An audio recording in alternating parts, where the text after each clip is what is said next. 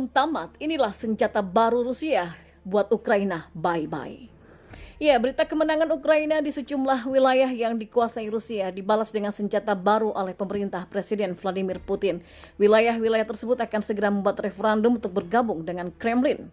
Otoritas pro-Rusia di wilayah timur Donetsk dan juga Lugansk serta selatan Kherson dan Zaporizhia akan mengadakan pemungutan suara selama 5 hari mulai Jumat pekan.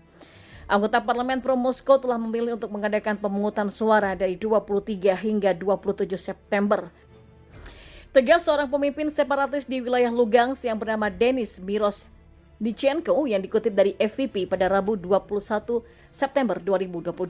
Penggabungan wilayah Kherson ke dalam Federasi Rusia akan mengamankan wilayah kami dan memulihkan keadilan sejarah, kata kepala wilayah itu Vladimir Saldo yang dilantik Moskow.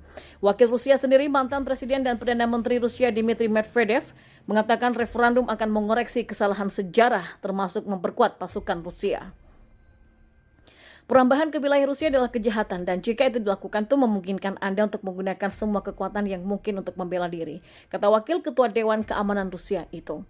Perlu diketahui, keempat wilayah tersebut merupakan garis depan serangan balasan Ukraina, di mana pasukan Kiev berhasil merebut kembali ratusan kota dan desa yang telah dikendalikan oleh Rusia selama berbulan-bulan. Sementara itu, Ukraina mengatakan referendum itu palsu, bahkan bersumpah akan menghilangkan ancaman yang ditimbulkan oleh Rusia, dengan mengatakan pasukannya bakal makin gencar merebut kembali wilayah terlepas dari apa yang diumumkan Moskow atau proksinya. Amerika Serikat, Jerman, dan juga Perancis mencela upaya itu. Ketiganya mengatakan masyarakat internasional tidak akan pernah mengakui hasil tersebut. Amerika Serikat tidak akan pernah mengakui klaim Rusia atas bagian Ukraina yang dicaplok, kata penasihat keamanan nasional Gedung Putih Jack Sullivan. Sementara Kanselir Jerman Olaf Scholz menyebutnya suara palsu dan mengatakan mereka harus ditolak oleh komunitas internasional. Sementara itu juga Presiden Perancis Emmanuel Macron menyebutnya parodi. Seraya mengatakan serangan Rusia mengingatkannya kembali ke zaman imperialisme dan koloni.